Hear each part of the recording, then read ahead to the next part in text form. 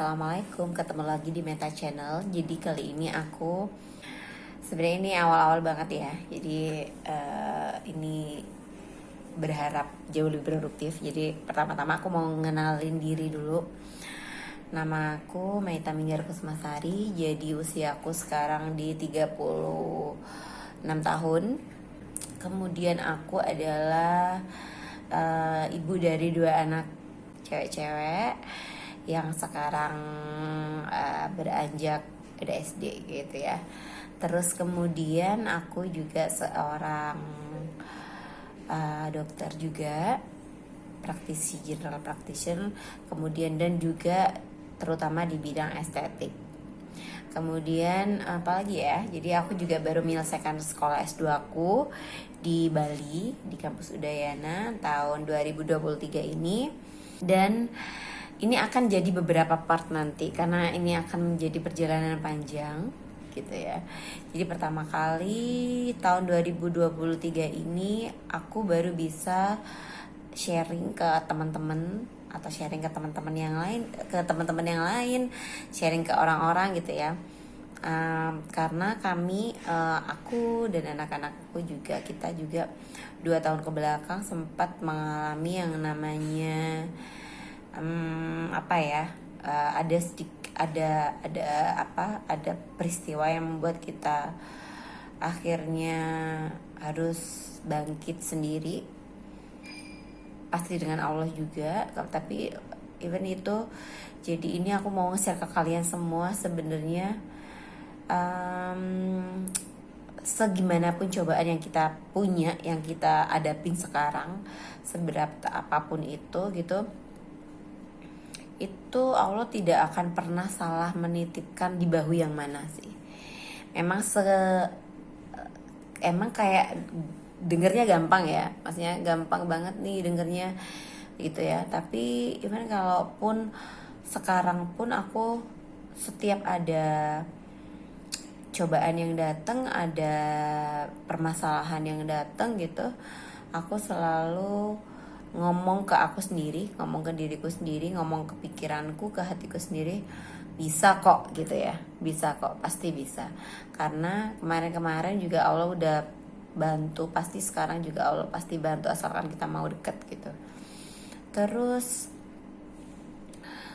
karena keadaan 2 tahun yang lalu itu mengubah semua kehidupan kita gitu ya, mengubah semuanya, semua keriset dari awal, semua keriset dari nol. Jadi tahun 2021 suami saya meninggal. Kemudian jadi mengharuskan saya harus survive dan kuat gitu ya. Kata orang-orang nggak boleh nangis gitu ya. Tapi setelah saya pelajarin sebenarnya, dan saya juga sering-sering sharing, sering-sering dengar seminar tentang psikolog, tentang apapun, tentang acara ceramah segala macam, sebenarnya tubuh kita atau pikiran kita juga bisa aja, maksudnya berhak juga kita ngerasa sedih, bisa juga berhak juga ngerasa capek, sedih, pengen istirahat dulu, itu bisa. Pengen nangis pun itu bukan berarti kita orang dewasa ataupun single mom gitu ya tidak boleh terlihat rapuh di depan anak-anaknya. Nanti anak-anaknya rapuh gitu ya. Itu adalah menurut saya sih ya, menurut saya itu adalah sebuah paradigma atau sebuah sebuah turun temurun dari orang dulu yang harusnya kita cut off gitu. Karena sebenarnya kita sendiri pun juga harus merefleksikan sendiri. Kalau kita sedih ya kita bisa nangis, kalau kita lagi galau, lagi apa ya kita bisa nangis. Maksudnya ya, tapi kan porsinya kita harus tahu ya. Kita nggak mungkin nangis sampai berhari-hari, berbulan-bulan, bahkan harus nggak ngelakukan apapun yang membuat nggak ngelakuin tugas kita gitu ya, yang kerja nggak ini nggak apa segala macam. Gak bisa. Jadi memang kalau sedih nangis, kalau pengen capek istirahat, bangkit lagi, jalan lagi, kerja lagi gitu. Karena sebenarnya tubuh kita butuh take rest gitu ya, butuh istirahat, butuh di shutdown juga kadang-kadang. Kadang kalau kita pakai terus juga panas juga kan gitu, logikanya kayak gitu. Terus dan pelajarannya adalah tidak perlu kita terlihat baik-baik saja, ataupun tidak perlu kita juga mengumbar gitu ya, mengumbar lah kasarannya itu, mengumbar kesedihan kita gitu ya. Paling yang orang lain bisa lakuin kalau kita sedih ya sabar ya, kayak gitu-gitu aja. Maksudnya even gitu-gitu aja gitu, kita itu paling ya sabar ya, ini ya kayak gitu-gitu lah, yang sebenarnya dirimu gak usah ngomong pun kita udah notice ya, kita udah tahu gitu. Kemudian kita tidak bisa membahagiakan semua orang, jadi kita nggak bisa tuh membuat semua orang happy gitu, kita nggak bisa. Jadi oh nggak enak hati nih, nggak enak nih bikin ini, ya nggak apa-apa nggak enak hati, tapi kita nggak bisa membuat orang semua happy gitu, nggak bisa. Jadi yang paling bikin kita ya intinya kayak gini sih kalau yang aku pelajarin. Kalau kita pengen bikin orang happy ya kita harus happy dulu. Sama kayak kita pengen ngasih uang ke orang gitu ya. Kalau kita pengen ngasih uang ke orang ya kita harus punya uang dulu baru kita bisa ngasih kan. Jadi nggak bisa kita pengen ngasih doang nih tapi kita nggak punya duit gitu. Jadi sama kayak cek kosong kan.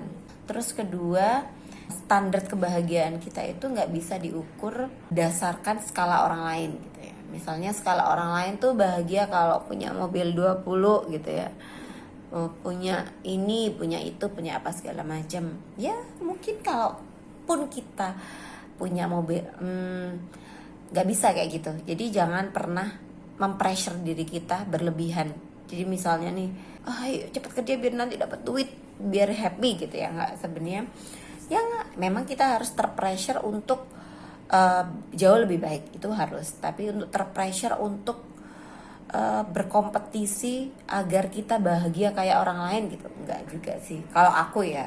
Jadi karena kita sendiri pun juga punya standar bahagia masing-masing gitu. Itu yang kedua. Yang ketiganya, jangan bandingin hidup kita sama orang lain. Jadi misalnya nih, si A nih habis nikah dia bisa jalan-jalan ke luar negeri, atau si A nih habis nikah nih punya ini gitu ya, misalnya kayak gitu. Tapi kita setelah nikah kok kayaknya gini-gini aja ya gitu. Atau kita setelah punya anak 2 pun kok kita kayaknya gini-gini aja ya gitu. Padahal ya pasti rumput tetangga jauh lebih hijau ya. Tapi padahal sih sebenarnya yang aku pelajarin 2 tahun terakhir ini itu, setelah apa yang semua terjadi itu, sebenarnya orang lain pun juga kadang pastinya pengen banget punya kehidupan kayak kita sih, tanpa kita sadarin gitu ya. Kalaupun nanti ada orang yang misalnya nih, pasti nih orang-orang misalnya orang-orang zaman dulu atau orang-orang yang lebih tua daripada kita, atau yang even orang tua kita gitu lah ya, even orang tua kita gitu kan, pasti akan standar kebahagiaannya kan beda sama standar kita gitu ya. Dan sekarang pun juga udah kelihatan gitu, misalnya nih uang kita belum 5 miliar gitu ya. Orang yang baru nikah itu kok uangnya udah banyak, tapi ternyata dia harus struggle karena belum punya keturunan gitu misalnya, atau belum punya rumah sendiri. Ini kerjanya belum mapan gitu. Sebenarnya yang perlu kita lakukan agar kita jadi happy life, healthy life gitu ya. Jadi syukurin yang ada. Kalau aku ya, syukurin yang ada, yang belum ada kita doain. Dan please jangan pernah mengcompare, jangan pernah bandingin hidup kita sama hidup orang lain, karena startnya udah beda gitu. Misalnya startnya udah beda banget. Jadi startnya itu, kalau dia startnya udah beda, jadi kadang ada yang bilang gitu, itu loh lihat si ini itu ya udah sukses kayak gini. Jadi kita nggak bisa menutup mulut semua orang, tapi yang bisa kita lakukan adalah menutup mata dan telinga kita kalau memang ya sekiranya itu toxic relationship gitu ya, atau yang circle yang toxic, ya memang sih lebih baik kita meng-cut off sih, karena pertama